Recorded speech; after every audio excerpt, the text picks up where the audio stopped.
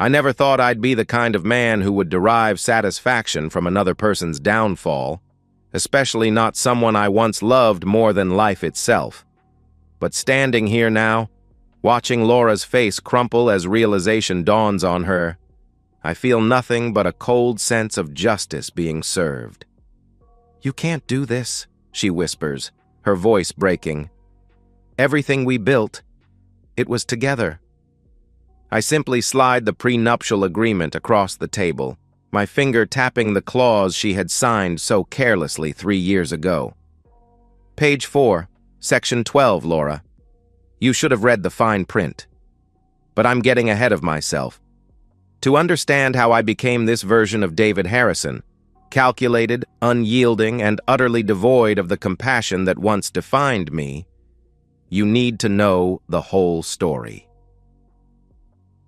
3 weeks earlier, I was rushing through the airport terminal, a bouquet of red roses clutched in my hand, and a smile that wouldn't quit plastered across my face. I had cut my business trip to Chicago short by a day, determined to surprise Laura on our 3rd wedding anniversary. In my pocket was a small velvet box containing a pair of sapphire earrings that matched the color of her eyes. Eyes I once thought I could drown in forever. The cab ride home was filled with anticipation. I remembered how we met in college, her sitting alone in the campus coffee shop, sketching in a worn notebook. I had approached her, awkward and nervous, and somehow managed to make her laugh. From that moment, Laura Winters became the center of my universe. We were inseparable throughout college, and our wedding day 3 years ago had felt like the natural progression of a love story written in the stars. As the taxi pulled up to our brownstone, I noticed Michael's car parked across the street. Michael Chen, my best friend since high school, was probably helping Laura set up for whatever modest celebration she had planned for when I was supposed to return tomorrow. I smiled at the thought. It was so like Laura to want everything perfect, and so like Michael to be the friend who'd drop everything to help. I paid the driver, giving him a generous tip in my good mood, and walked up the steps to our front door. Using my key, I entered quietly, planning to surprise them both. The house was oddly silent, but I could hear faint sounds coming from upstairs. Music, perhaps, and laughter. Setting the roses down on the entryway table, I crept up the stairs, a childish excitement building in me at the thought of Laura's surprised face. The bedroom door was partially open, and as I approached, the sounds became clearer. It wasn't just music I was hearing. One more step, and I could see into the room through the crack in the door. Time stopped. Laura was there, all right. So was Michael. They were tangled in our bed, the same bed where I had held her through nightmares, where we had planned our future, where I thought we had made love. But what I was witnessing wasn't love. It was betrayal in its rawest form. I must have made a sound because Laura's head suddenly turned toward the door. Our eyes locked, and in that instant, I saw not shock or remorse, but annoyance at being interrupted.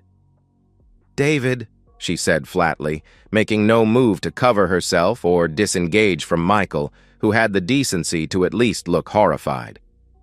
"You're not supposed to be home until tomorrow." The casualness of her statement was like a knife to my chest. I stood frozen, unable to process the scene before me. "How long?" I finally managed to ask, my voice strangely calm despite the hurricane raging inside me. Laura sighed, as if my question was an inconvenience. "Does it matter?" "It's been about 8 months," Michael supplied, at least having the grace to look ashamed as he pulled the sheet up to cover himself. 8 months. While I was working late to build our future, traveling to secure clients that would ensure Laura's gallery could flourish, they had been making a fool of me. "I never really loved you, David," Laura said, her voice eerily detached. "You were safe, reliable. But with Michael, it's real. It's passionate."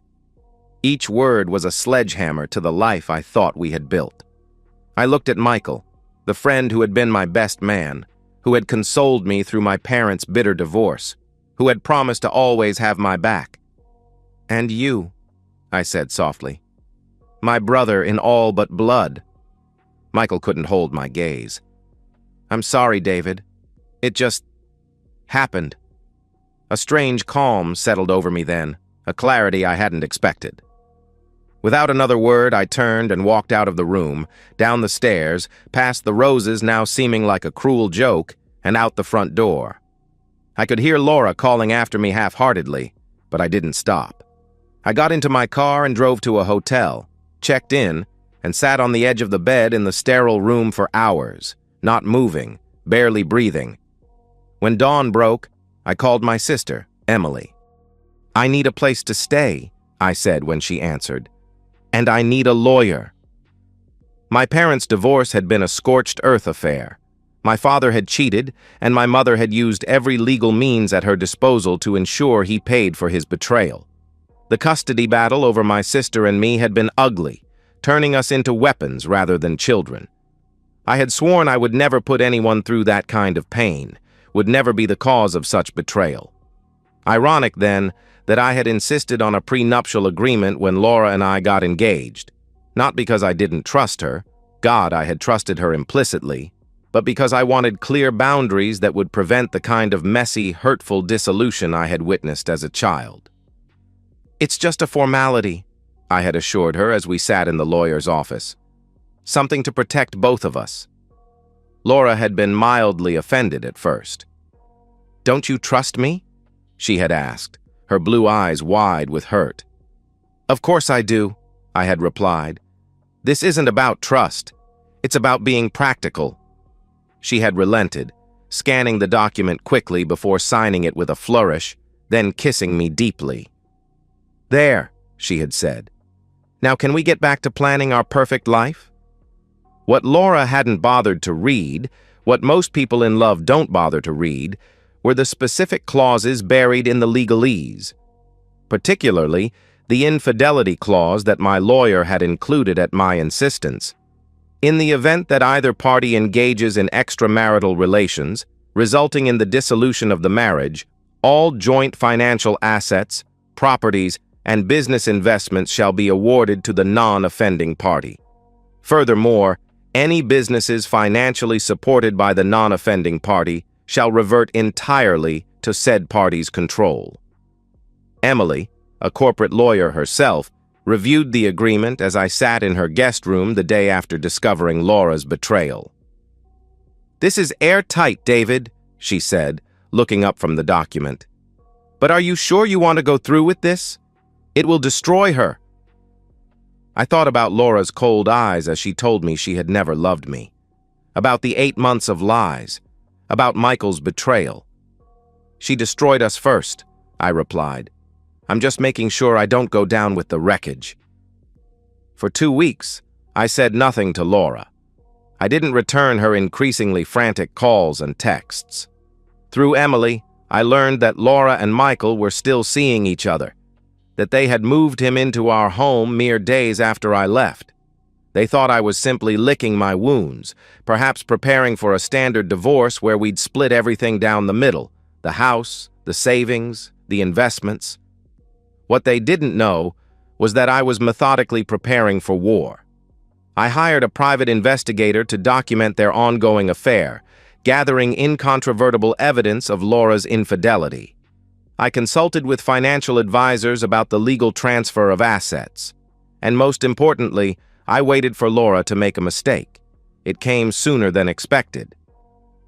2 weeks after I walked out, Laura attempted to withdraw a large sum from our joint business account, presumably to keep her gallery afloat. That was all the justification I needed. The morning of my revenge was bright and clear, a beautiful autumn day that belied the storm I was about to unleash. With Emily by my side for moral support and legal backup, I set my plan in motion. First, I transferred all funds from our joint accounts into a new account solely in my name, a move that was completely legal given the documented infidelity and the terms of our prenuptial agreement. Then I contacted the gallery's landlord and informed him that I was withdrawing my financial support and would not be renewing the lease that was, conveniently, up for renewal that month. Finally, I hired a moving company. While Laura was at the gallery, frantically trying to understand why her credit cards were being declined and her checks were bouncing, a team of movers entered our home and removed everything of value: the furniture, the artwork, the electronics. Everything except her personal clothing and toiletries. By the time Laura returned home that evening, the house was a shell of itself. I imagine her walking through the empty rooms, confusion giving way to dawning horror as she realized what was happening. Her call came at 9:43 p.m. "What have you done?" she screamed when I answered. "Where is everything? What did you do to the accounts?" "I think you know exactly what I've done, Laura," I replied calmly. "Why don't we meet tomorrow to discuss the details? Say, noon at the Capitol Grill." She agreed, still shouting accusations and threats that I let wash over me like so much white noise. The next day, I arrived at the restaurant early, securing a private dining room where we wouldn't be disturbed. I was dressed in my best suit, the one Laura had always said made me look powerful. Today, I needed that power. She arrived 10 minutes late, her normally perfect appearance disheveled. Her eyes were red-rimmed, her hair hastily pulled back. Michael trailed behind her like a shadow.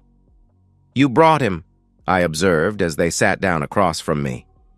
"Interesting choice." "He's part of this now," Laura snapped.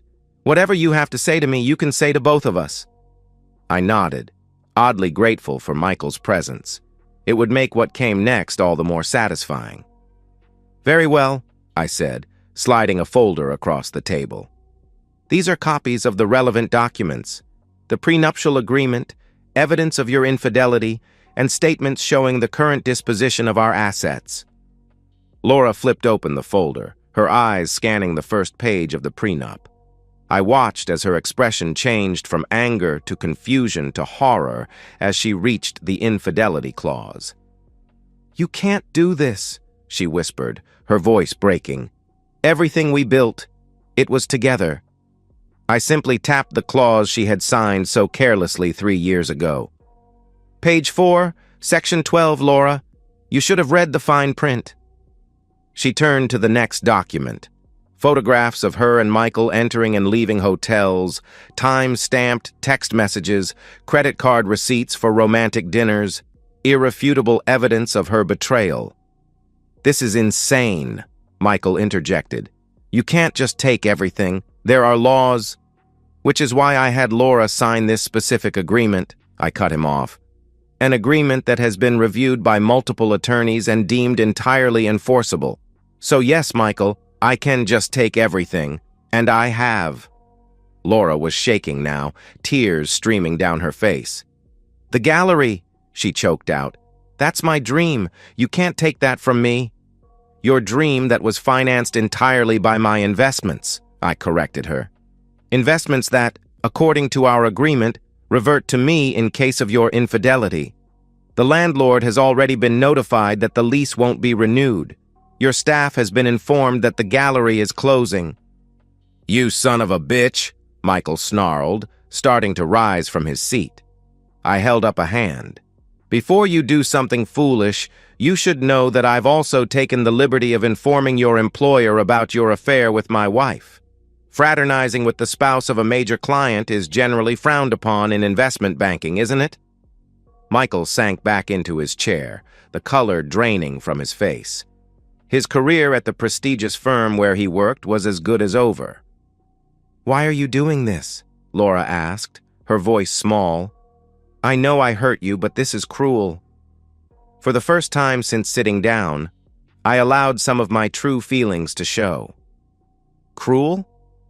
Let me tell you what's cruel, Laura. Cruel is lying to someone's face for 8 months. Cruel is sleeping with their best friend in their own bed. Cruel is telling them you never loved them after they've given you everything." I leaned forward, my voice low but intense. "I'm not being cruel. I'm ensuring that actions have consequences. Something you apparently never considered." I stood up, buttoning my suit jacket. "I've paid for lunch. Enjoy it. It might be the last expensive meal you have for a while." As I walked out, I heard Laura call after me, her voice breaking. "David, please. I made a mistake. We can work through this." I paused at the door, looking back at the woman I had once loved more than anything. "No, Laura. You didn't make a mistake. You made a choice. And now, so have I." The divorce proceedings were surprisingly quick, given the clarity of the prenuptial agreement and the overwhelming evidence of Laura's infidelity. She hired a lawyer who made some noise about contesting the agreement, but it was a futile effort. Within 3 months, our marriage was legally dissolved, and I retained everything of value. Laura's gallery closed its doors a month after our lunch meeting. Without my financial backing, she couldn't afford to keep it running. Her reputation in the art world, once promising, was tarnished by rumors of the scandal and her sudden financial downfall. According to Emily, who somehow still knew people who knew Laura, she and Michael had moved into a small apartment in a less desirable part of town. Michael had indeed lost his job and was struggling to find comparable employment, the stain of his ethical breach following him through the industry. As for me, I threw myself into my work with renewed vigor. The financial firm where I had been a rising star before the divorce now viewed me as something of a cutthroat genius, my personal and financial victory over Laura adding a certain mystique to my professional reputation. Clients were drawn to my meticulous attention to detail and unwavering commitment to protecting assets. 6 months after the divorce was finalized, I sold the brownstone, unable to walk through rooms that held so many tainted memories. I purchased a sleek, modern penthouse overlooking the city, a bachelor pad that bore no resemblance to the warm, art-filled home Laura and I had created together. I traveled extensively for both business and pleasure, exploring cities I had always wanted to visit but had postponed for someday with Laura. Tokyo, Sydney, Cape Town, Rio. I collected experiences instead of relationships, keeping people at a safe distance. 1 year to the day after discovering Laura's betrayal, I received an unexpected email from her. "David, I don't expect you to forgive me. What I did was unforgivable, and I've had a year to reflect on the pain I caused. I won't make excuses or try to justify my actions.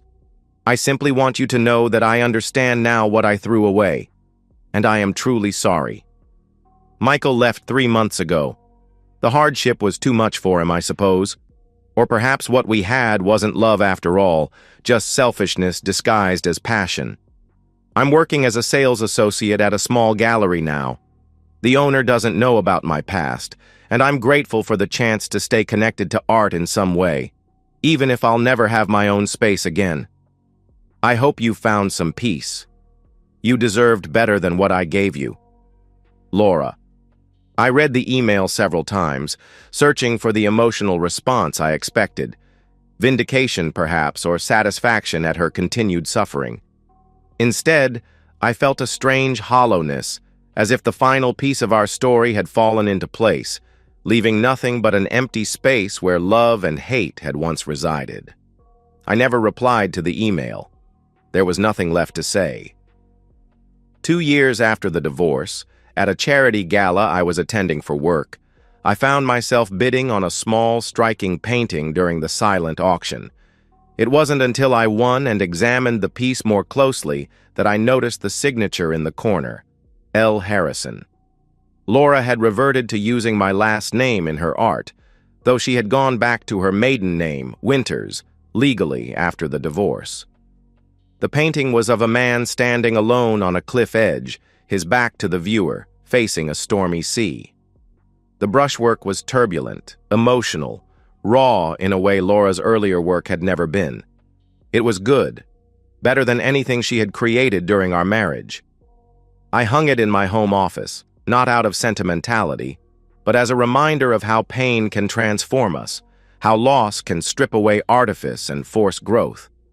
Whether Laura had intended the painting as a message to me or simply as an expression of her own journey, I'll never know. I never reached out to ask.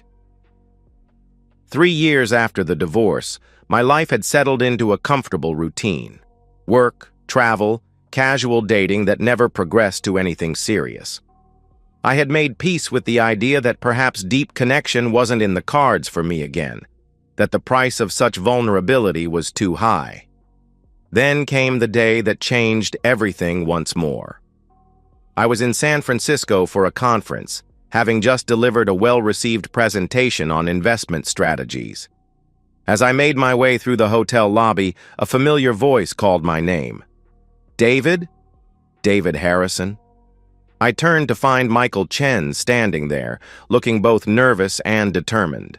He was noticeably different from the polished banker I had once called my friend. Thinner, with a hint of gray at his temples, dressed in clothes that spoke of reduced circumstances. "Michael," I acknowledged, my tone neutral. "This is unexpected." "I've been trying to work up the courage to reach out for months," he said. "I heard you were speaking at the conference and, well, I needed to see you." I should have walked away. There was nothing this man could say that would undo his betrayal. But curiosity got the better of me. 5 minutes, I said, gesturing to the hotel bar. "That's all you get." We sat at a corner table, two once inseparable friends now separated by an unbridgeable chasm of betrayal and consequences. "I'm not here to ask for forgiveness," Michael began, surprising me. "What I did was unforgivable, and I've paid for it every day since. My career is in shambles. I've lost friends, respect, everything that once mattered to me." "I'm struggling to find sympathy," I replied coldly. He shook his head. "I'm not looking for sympathy. I'm here because there's something you should know, something Laura never told you." Despite myself, I felt a flicker of interest. "Go on." Michael took a deep breath. "The affair? It didn't just happen. Laura pursued me aggressively for months. I refused at first, told her how wrong it was. But she was persistent, and I was weak." I laughed bitterly. "That's your big revelation? That you were seduced? Poor Michael, helpless against my wife's charms." "No, you don't understand," he insisted. "She had a plan. She wanted out of the marriage but didn't want to lose her lifestyle or the gallery. She knew about the prenup, but thought if she could get me to fall for her, together we could contest it somehow, claim that you had abandoned the marriage emotionally." I stared at him, processing this information.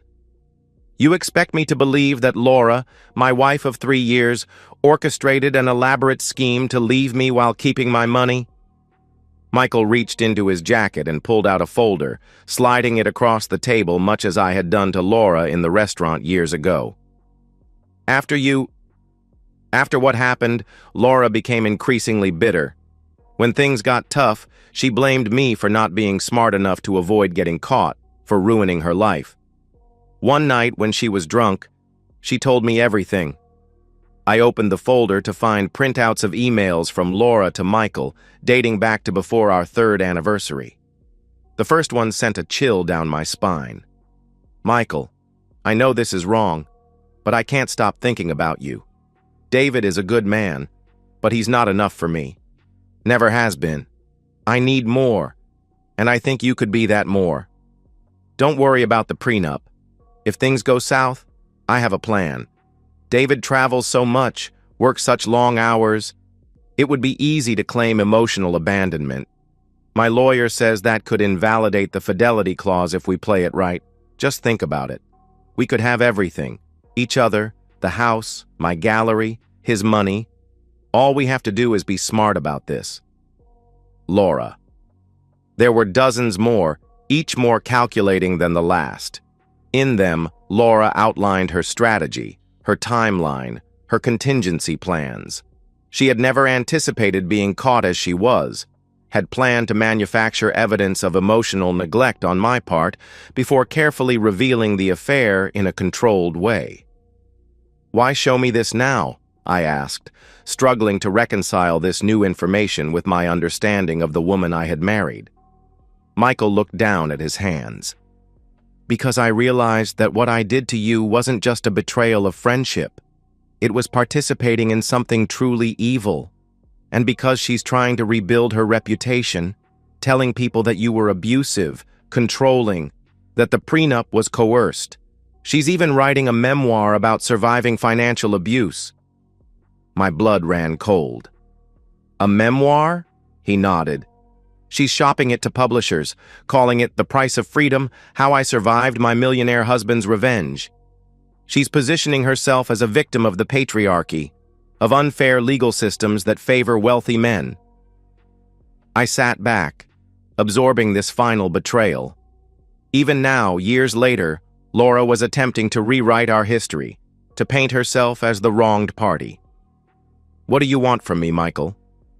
A thank you? Absolution? Neither, he replied simply. I just thought you deserved to know the truth. All of it. What you do with it is up to you. He stood to leave, then paused. For what it's worth, David, destroying our friendship is the greatest regret of my life. Not because of what it cost me, but because of who you were. The best man I've ever known. After he left, I sat alone at the table for a long time, the folder of emails like a live grenade in front of me. Part of me wanted to ignore it, to continue the life I had rebuilt without allowing Laura back into it in any form. But another part, the part that had always valued truth above all else, knew I couldn't let her new narrative stand unchallenged. The decision wasn't made in anger. That was important to me. That whatever action I took next wasn't fueled by the same rage and pain that had driven my initial revenge. This would be calculated, measured, a surgical strike rather than a scorched earth campaign. I hired a top PR firm and a team of investigators to verify the emails Michael had provided. They were authentic. Furthermore, their investigation uncovered a partial manuscript of Laura's memoir, obtained through legal channels from a literary agent who had ethical concerns about its contents. The manuscript was everything Michael had described, a complete inversion of reality, painting me as controlling and emotionally abusive, the prenup as something I had manipulated her into signing, the affair as her desperate bid for freedom from a gilded cage. With the evidence in hand, I had several options. I could sue for defamation, ensuring a public legal battle that would dredge up all the pain again. I could publicly release the emails, exposing Laura's true nature and plans. Either approach would likely destroy what remained of her rebuilding efforts. Instead, I chose a third path. Through intermediaries, I reached out to Laura with a simple offer: cease work on the memoir and sign a legally binding agreement never to publicly discuss our marriage or divorce. And in return, I would establish a trust that would provide her with a modest but comfortable income for the rest of her life, enough to open a small gallery of her own again, if she wished. The message was clear. I was offering her a chance at the fresh start she claimed to want, but on terms that acknowledged and respected the truth of our history. Her response came 3 days later, acceptance of my terms, along with a handwritten note. David, I don't deserve your generosity, however conditional it may be. I've spent years blaming you for the consequences of my own actions, unable to face the truth of what I did and who I became. The woman who wrote those emails to Michael, who plotted to take everything from you while giving nothing of herself. I don't recognize her anymore, but I can't deny she was me. I accept your terms not just for the financial security, but for the chance to finally close this chapter with some small shred of dignity. Not the false dignity of victimhood I've been hiding behind, but the real dignity that comes with finally facing the truth. You were always the better person between us. This only confirms what I've known for years. Thank you for this undeserved mercy. Laura, 6 months later, I attended the opening of a small but elegant gallery in a neighboring city. From across the room, I watched Laura greet guests, her face animated as she discussed the works on display. She had lost the hardened bitterness that had characterized her in the aftermath of our divorce, replaced by a quieter, more authentic presence. She saw me halfway through the evening, our eyes meeting briefly across the crowded space. She gave a small, solemn nod, acknowledgement, not of forgiveness granted or received, but of a truth finally honored by both of us. I left without speaking to her. There was nothing more to say. In the years that followed, I slowly opened myself to the possibility of love again. Not the blind, all-consuming devotion of youth, but something more measured, more grounded in reality and mutual respect. I met Rebecca, a pediatric surgeon with a straightforward manner and a laugh that could light up a room, at a hospital fundraiser. Our relationship progressed with a deliberate carefulness that some might have found unromantic, but that felt right to both of us. When I proposed after 2 years of dating, I did so with complete transparency about my past, the prenuptial agreement I would again require, and my boundaries. Rebecca, with the same directness that had first attracted me to her, appreciated my honesty and had her own lawyer review everything before signing. "I'm not marrying you for your money," she told me on our wedding day. "I'm marrying you for your integrity." Occasionally, I hear about Laura through mutual acquaintances. Her gallery is modestly successful, focusing on emerging artists rather than the blue-chip names she once coveted. She never remarried, choosing instead to build a life centered around her art and a small circle of close friends. As for Michael, I heard he eventually relocated to the Midwest, starting over in a smaller financial firm. We have had no further contact. The email folder he provided both his final betrayal of Laura and his last act of friendship toward me. The painting still hangs in my office, the man on the cliff facing the storm. Sometimes, in quiet moments, I study it and wonder if either of us really won in the end. Laura lost her dreams and her reputation, but gained a hard-won authenticity. I kept my financial security and exacted my revenge, but lost years to anger and isolation. But then I come home to Rebecca and our daughter, to a life built on a foundation of honest communication and mutual respect, and I know that the real victory wasn't in the revenge at all. It was in learning to recognize the value of truth, in prenuptial agreements, in relationships, and most importantly, in myself. Some might say I was harsh, even cruel, in how I handled Laura's betrayal. Perhaps they're right. But in a world where actions often seem to carry no consequences, where vows are broken without thought and loyalty is treated as optional, I stand by the choice I made to ensure that, at least in our story, cause and effect remained firmly linked. That is a principle I can live with, a lesson worth the pain it took to learn, and a legacy I hope to pass on to my daughter. Read the fine print, honor your word, and remember that true freedom comes not from escaping consequences, but from having the courage to face them. And so, we've reached the end of today's story. Was it what you expected, or did it take a twist you didn't see coming? I'm curious to hear your thoughts. Share them in the comments below, and let's get a conversation going. If this story kept you hooked, make sure to hit that like button. And if you're new here or just haven't subscribed yet, now's the perfect time to join our community. I bring you fresh, captivating stories every day, so click that subscribe button and turn on notifications so you never miss out. Thanks for watching, and I'll see you in the next one.